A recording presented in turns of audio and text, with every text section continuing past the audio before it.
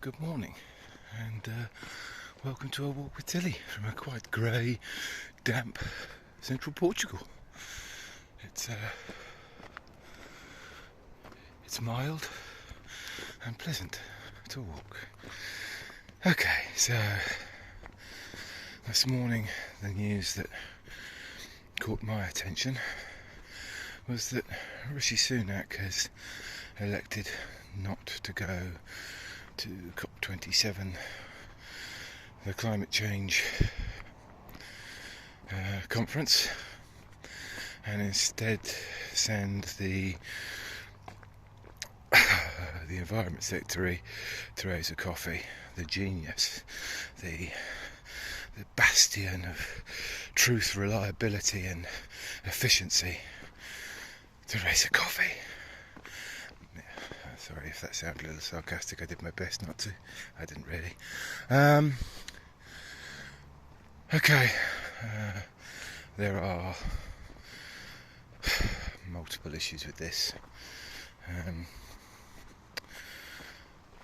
As a disclaimer, the skin I have in the game is not the same as many with young kids would be. Probably far more concerned, I guess, than I am, that the Prime Minister of the sixth largest economy in the world doesn't consider what is considered by the scientific community as the most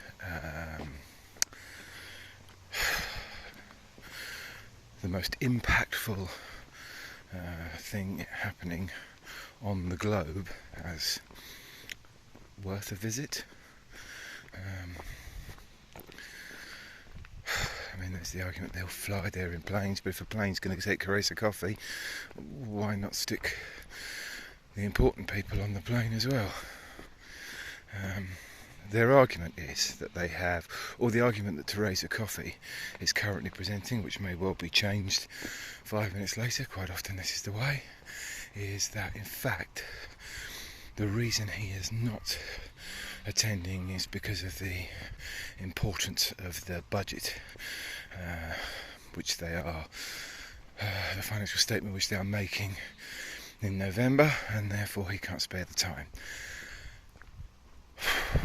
Which is, that's pretty damn important. There's no getting away from it.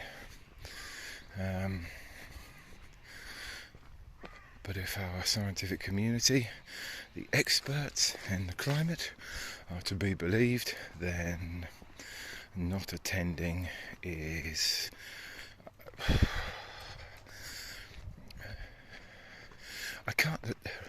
the problem I find is I can't find the words to describe the actions I'm witnessing without wanting just to swear all the time and use profanity, which is, that's not good.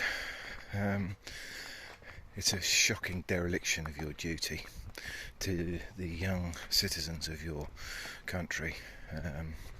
My guess is he's possibly someone who either doesn't consider it a problem, doesn't believe it's a problem, or genuinely believe it's a problem as opposed to saying it is but doing nothing about it, which amounts to the same thing, or feels that in all likelihood he will be insulated enough from any effects of said problem for him to feel comfortable ignoring it, which I don't know.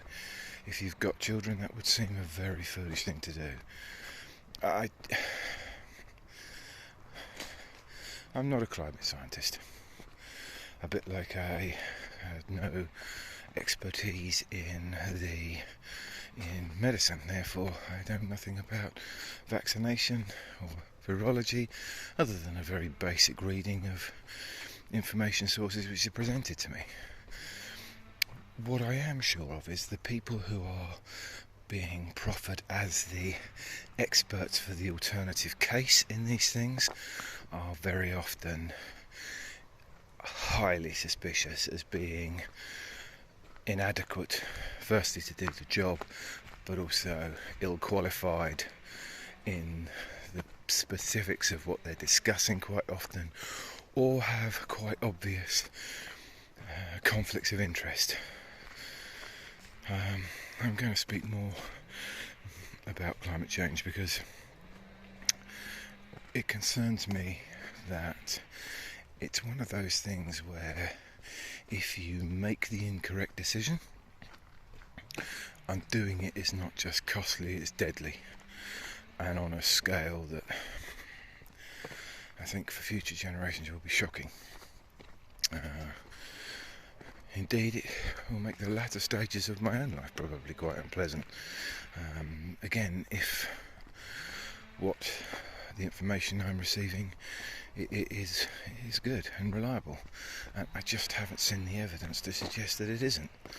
The 97% figure, if anything, is an underestimate of those who are highly qualified and skilled in that particular field have suggested that these things will be catastrophic. If you read the reports that are produced by places like the UN, take the time to do that, you will see that most of what they suggest is that they proffer the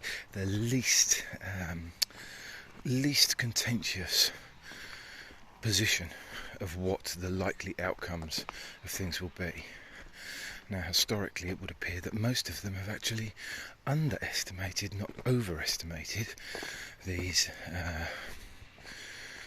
what's actually likely to occur, which should be even more concerning. But it doesn't seem to be. I guess people just dealing with your functioning day-to-day life is difficult enough that it doesn't leave the bandwidth to cope with such big questions. And if there are comforting voices out there who are and do suggest that it isn't something to be concerned with, or their actions suggest that it's nothing to be concerned about, i.e. every leader in the world and their dog jumping on a jet plane to go to these meetings, that doesn't send a message that says we really need to deal with this. And my hope is that we will, as a society. My fear is that we will do nothing.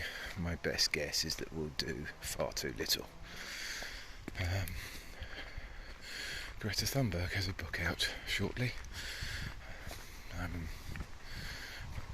To be honest, I don't have spare cash lying around to just go and buy such things, but there's every likelihood it will have drawn in a pretty accurate portrayal of the likely consequences of our behaviour as a society, because if it's wrong by very much, it will be absolutely eviscerated by